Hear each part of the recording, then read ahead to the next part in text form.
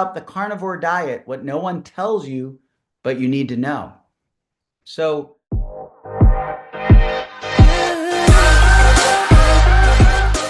hey everybody, welcome back to the Obesity Project. My name is Dr. Mark Shankman. I'm an oral and maxillofacial surgeon who went on a weight loss journey, came to realize that obesity was a huge issue, that the medical profession had it all wrong, and I felt the need to talk about it here on the Obesity Project. Today, episode 20.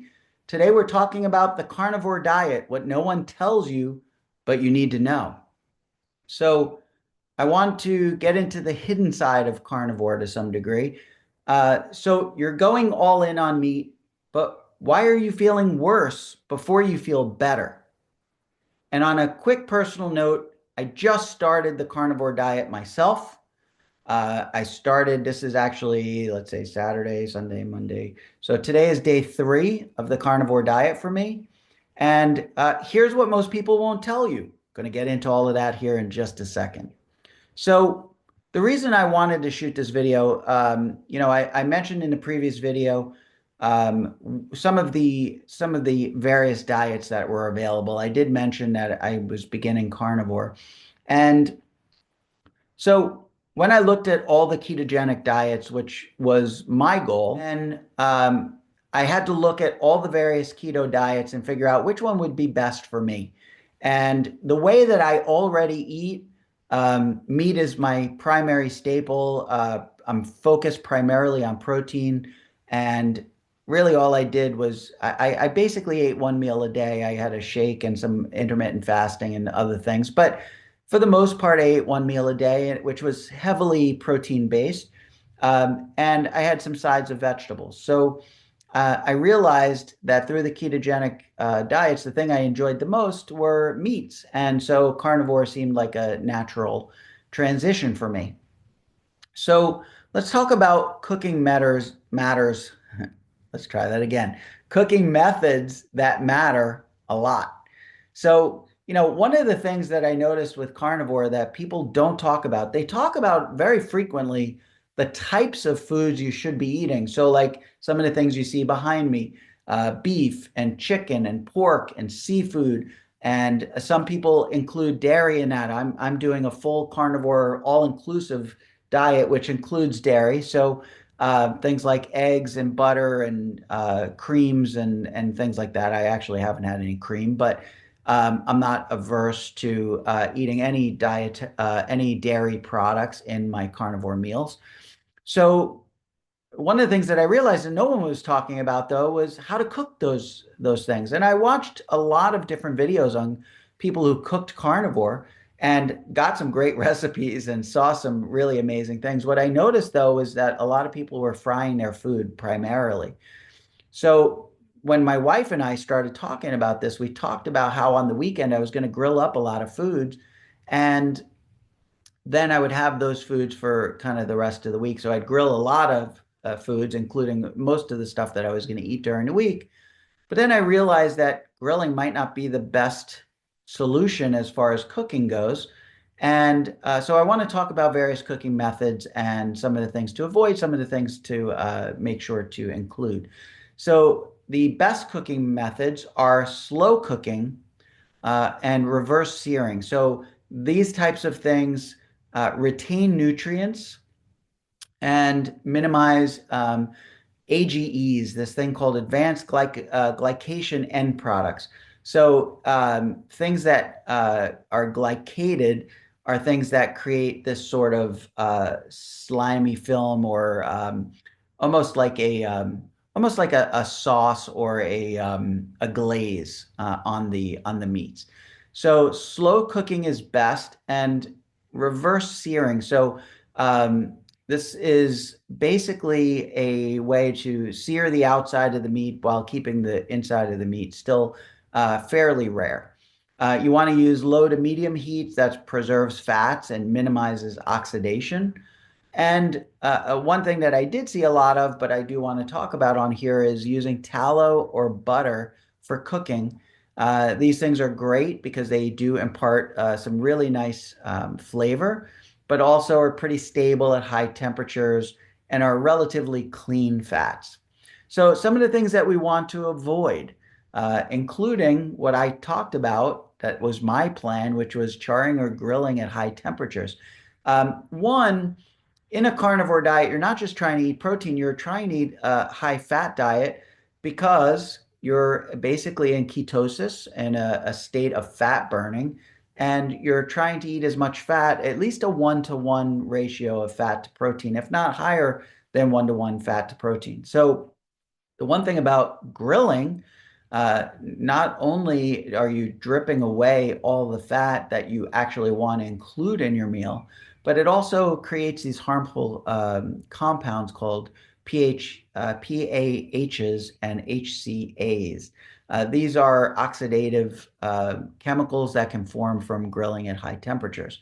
The other thing we want to avoid is deep frying or reheating fats. So oxidized fats equals inflammation and gut distress. So we want to avoid reheating fats, and we want to avoid deep frying those fats in those fats. So there was a study back in 2010 in the Agriculture Food Chemical Journal that said that high heating cooking methods linked to oxidative stress and gut inflammation. So in that study, they actually showed how the high cooking created those harmful compounds, and those harmful compounds in the body resulted in oxidative stress, which we need to avoid, of course, and gut inflammation, which is something that we're trying to reverse or fix or treat with a carnivore diet. So one of the other things is seasoning. So how much is too much? So carnivore purists really, for the most part, talk about adding a little bit of salt only or no salt at all.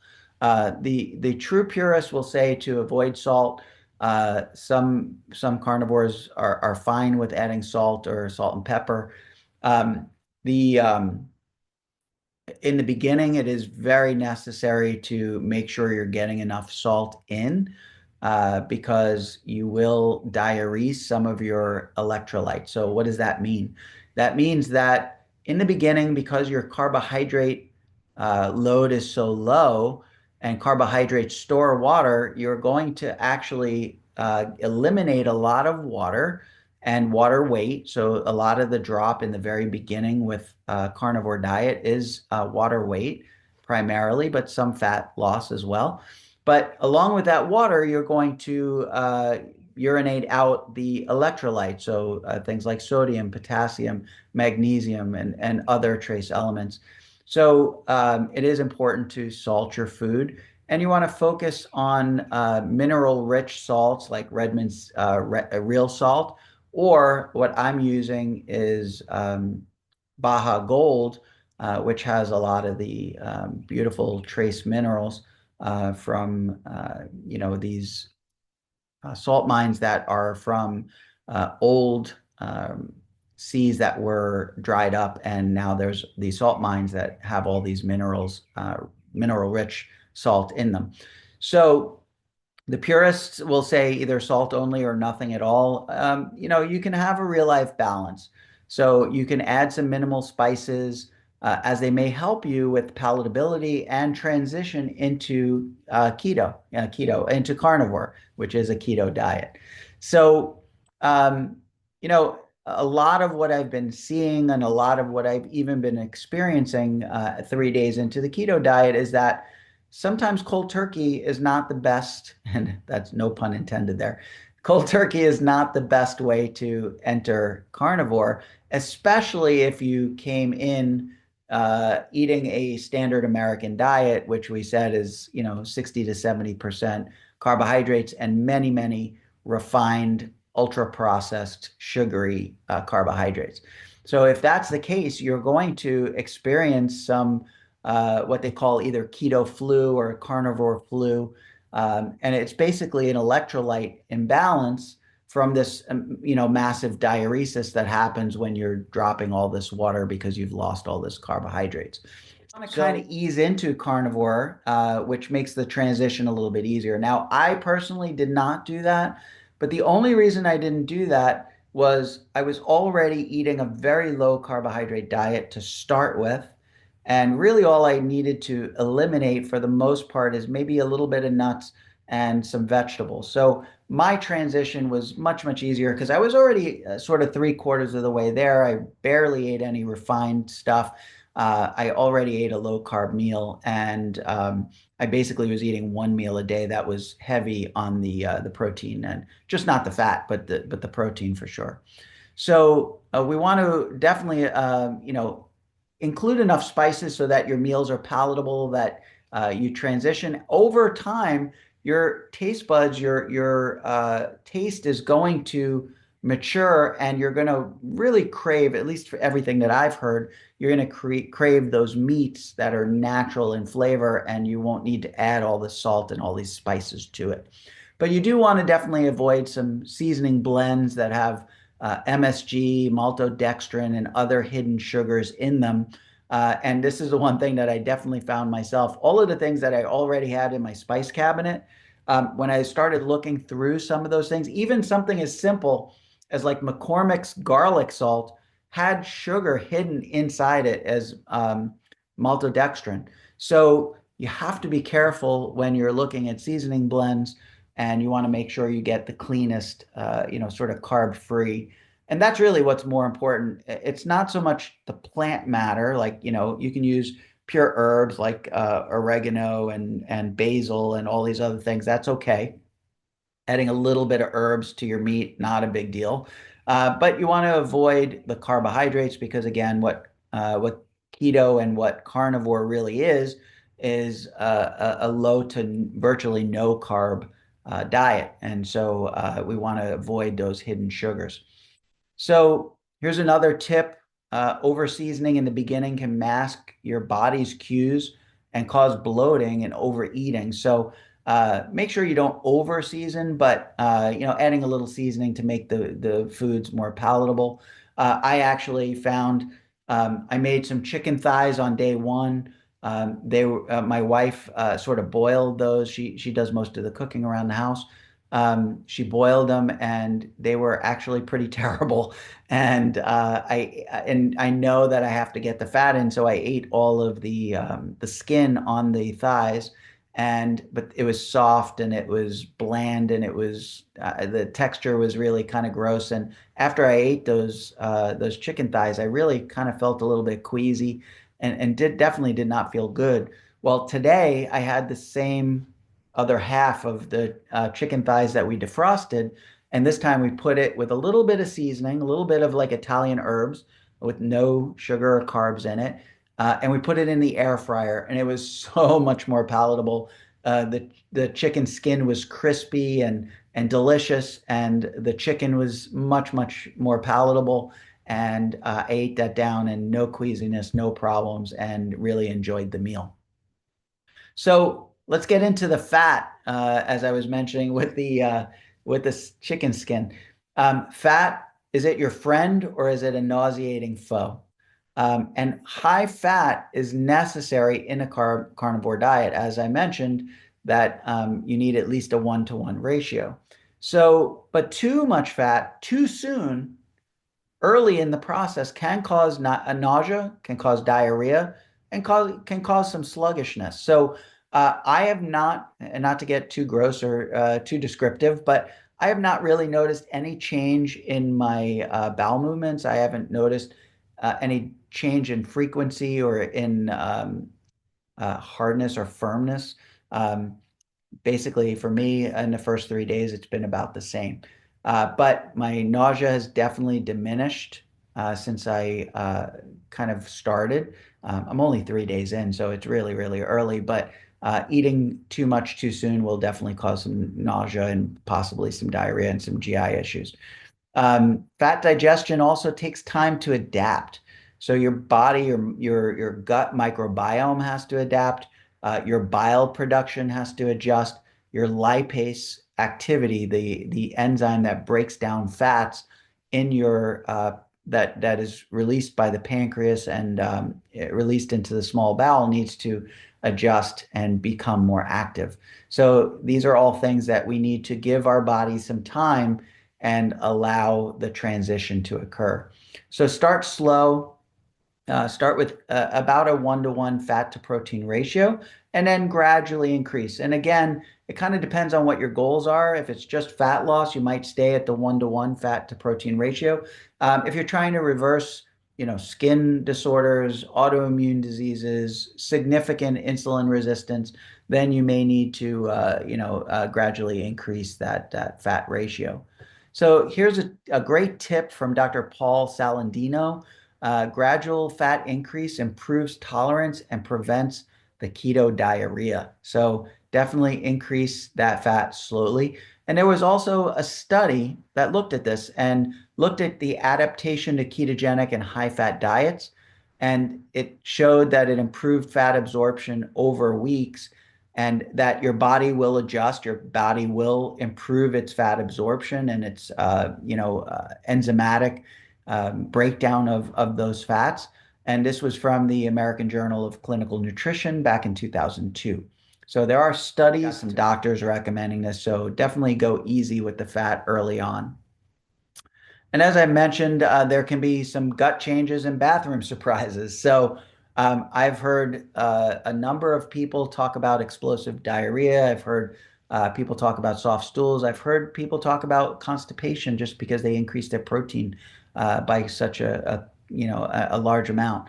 But a couple things we can say as a general rule. As I mentioned, I haven't really had any gut changes or bathroom issues, but these are some of the general things that you can expect. So bowel movements certainly may decrease in frequency, but that's not a bad thing. You have to think about it from this standpoint. And I'm going to, oh man, I wish I could remember her name. I forget her name, but she's the beef and butter queen or something like that. I was watching a video of hers earlier today. I'll link her bio, her YouTube channel down below so you can kind of check her out. But she talked about how she went from a straight vegan diet for 6 years over to a carnivore diet. And she had absolutely explosive diarrhea. And much of that she attributes to oxalates, which we'll talk about in a little bit. But you definitely want to be careful. And one of the things she mentioned in that video, that's what made me think of her, was that not only the bowel movements decrease in frequency, but here's why it's not a bad thing. So on the vegan diet, when she was on the vegan diet, she actually went much more frequently and much larger stools because of all the waste, all the foods that you can't process, you can't utilize, you can't absorb. With a carnivore diet, you're eating a very nutrient-rich diet, and you're eating foods that you actually break down very efficiently. Your body uses, absorbs, and is very efficient at utilization of those amino acids and those fatty acids. And so think about it. There's not a lot left over after you've processed the diet. So after you've processed this, highly nutritious food with very little waste at the end. So it's not a bad thing that your bowel movements decrease in frequency. It's not constipation, because constipation is a firm, hard stool that doesn't pass through the digestive system very easily, and it's uncomfortable, and you get gassy, and you get bloated, and it's a miserable feeling. But your bowel movements decrease in frequency because you're actually utilizing the food that you're eating, and you're actually breaking it down and processing it to the point where there's very little waste and very little leftovers.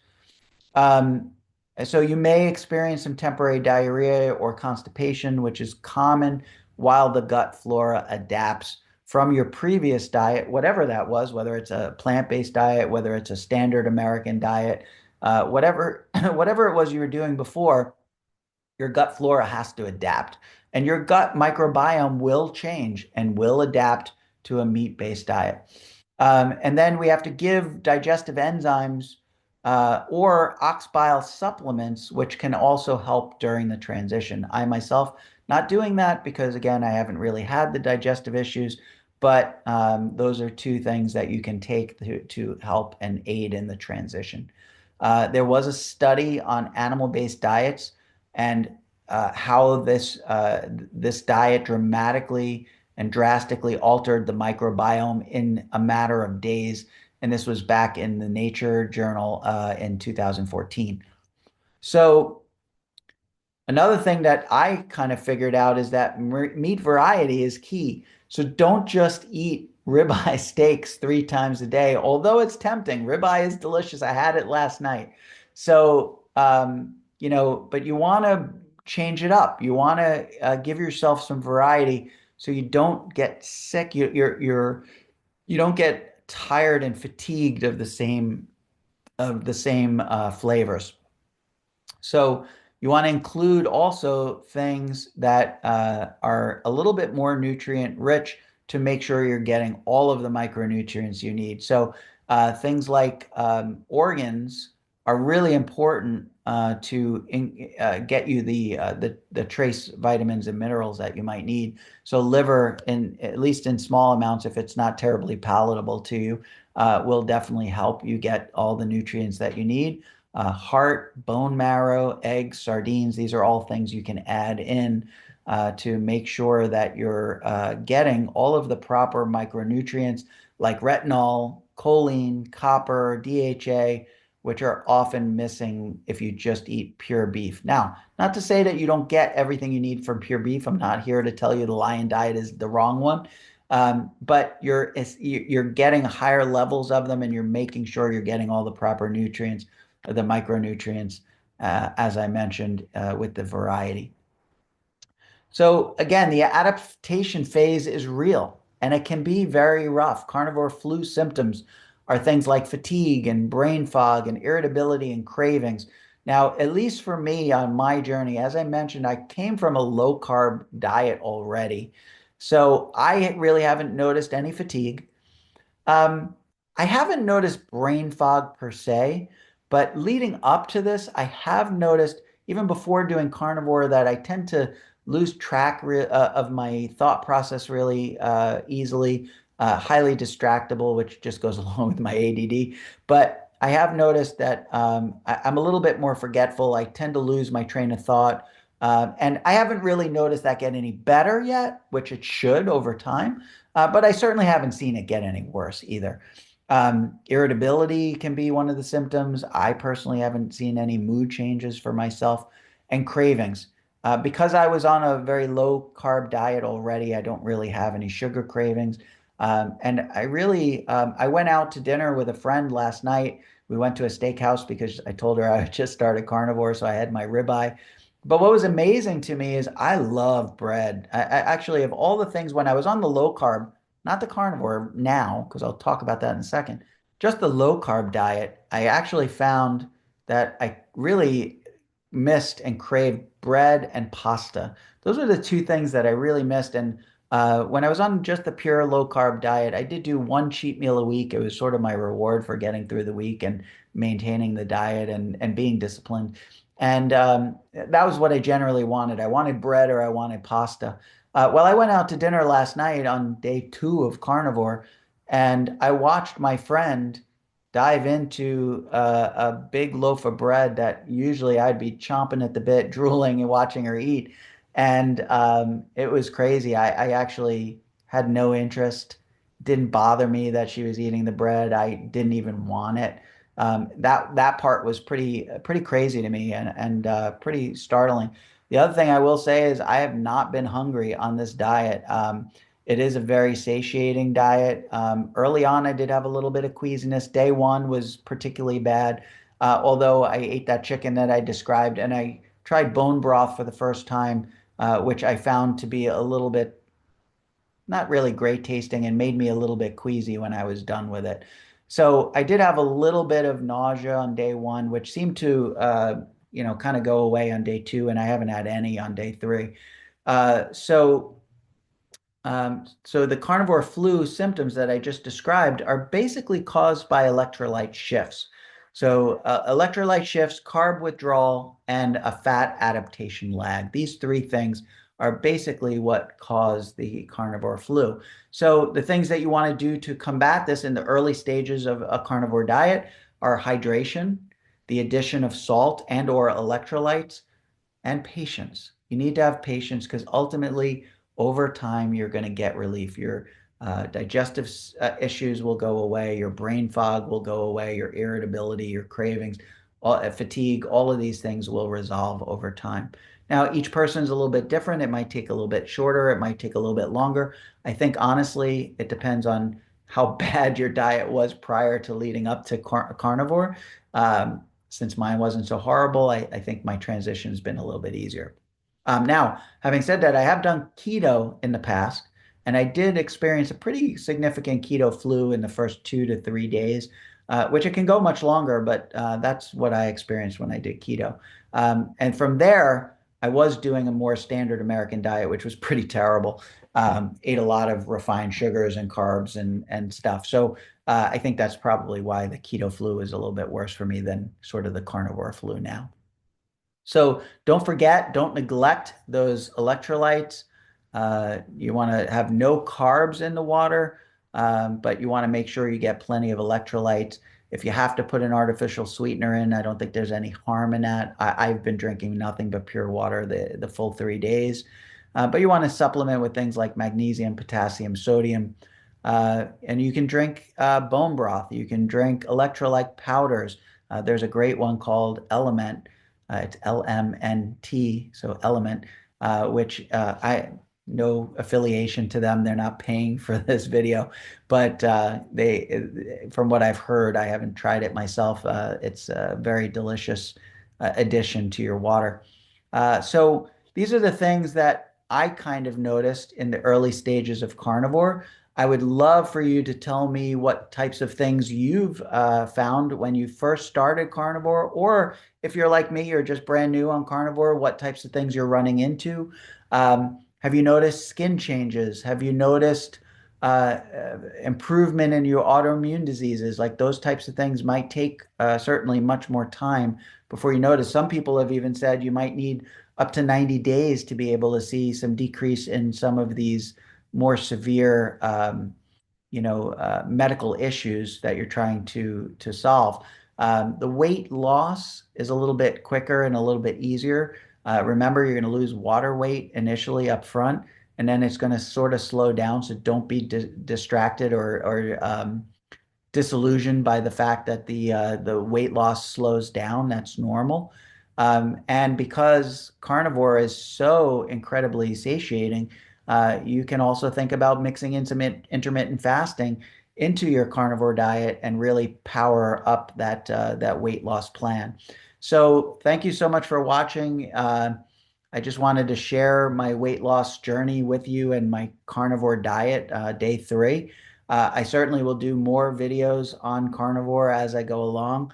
And the rest of this week, I'm going to talk a little bit more about carnivore, but then I'm also going to get into some intermittent fasting, what it does, how it works, some of the styles of intermittent fasting and what they're useful for. So stay tuned.